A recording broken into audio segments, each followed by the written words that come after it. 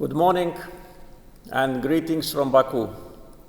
First of all, I'd like to express gratitude to President Costa for the invitation to address the 8th EPC Summit. During President Costa's visit to Azerbaijan less than 2 months ago, we discussed my participation at the summit and agreed that I will join in the video format.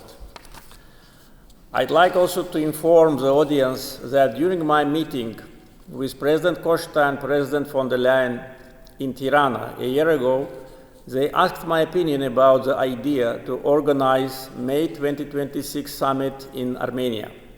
I supported that, and in my turn asked, in order to preserve the balanced approach, to hold one of the next summits in Azerbaijan. Proposal was accepted, so I invite the members of EPC to Azerbaijan in May 2028. And by the way, Armenia also supported our candidacy. This is a clear indication that peace between Azerbaijan and Armenia is a reality. We live in peace for only 9 months, and we are learning to live in peace. Last August in Washington, in the White House, leaders of Armenia and Azerbaijan signed a joint declaration. President Trump, as it was already mentioned, signed it also as a witness. Foreign ministers of Armenia and Azerbaijan initialed the text of the peace agreement. For us, and I'm sure for our Armenian partners, the peace is done. After de facto peace was achieved, Azerbaijan unilaterally lifted all transit restrictions to Armenia imposed in the beginning of the 90s. Up to now, 28,000 tons of cargo to Armenia was delivered through the territory of Azerbaijan. Azerbaijan went even further. We started to supply our oil products, gasoline and diesel, for the first time to Armenia, thus starting their trade relations. So far, 12,000 tons of our oil products have been exported to Armenia. Another achievement of peace is connectivity. Trump Route for International Peace and Prosperity will connect Azerbaijan with its exclave, Nakhchivan. Along with that, this route will be part of the Middle Corridor. Both Armenia and Azerbaijan already see the practical benefits of peace. Using this opportunity, I'd like to express gratitude to the European Commission for its position on Armenia-Azerbaijan peace process. But unfortunately, not all the European institutions demonstrate the same approach.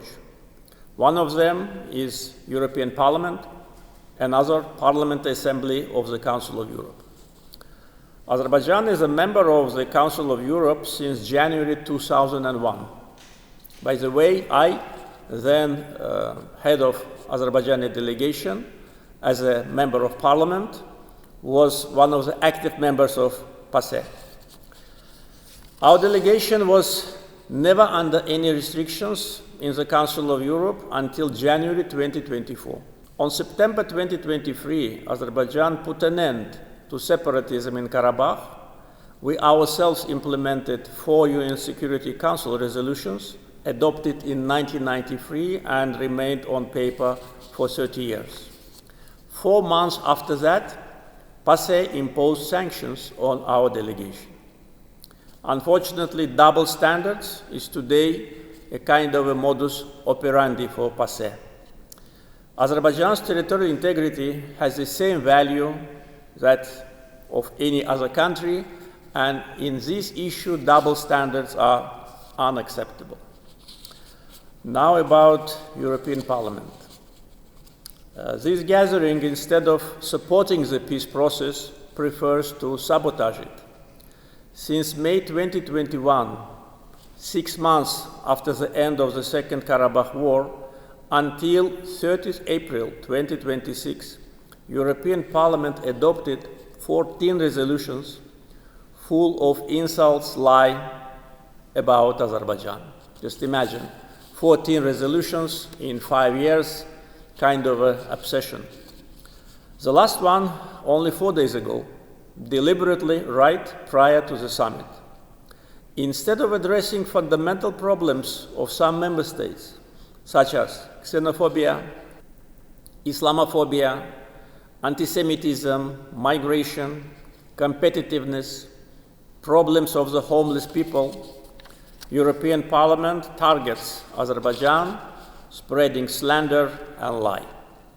And the reason is that Azerbaijan restored its territorial integrity and sovereignty, put an end to separatism, and brought war criminals to justice. In response, Parliament of Azerbaijan on May 1st decided officially to suspend cooperation with the European Parliament in all areas, cease participation in the activities of the EU-Azerbaijan Parliamentary Cooperation Committee, and initiate the procedures for termination of membership in the Euronest Parliamentary Assembly. Taking into account that during EPC summits we openly exchange our views and our concerns, I just wanted to inform our colleagues with what is happening in this respect so that there will be no misinformation and manipulation with the followed decision.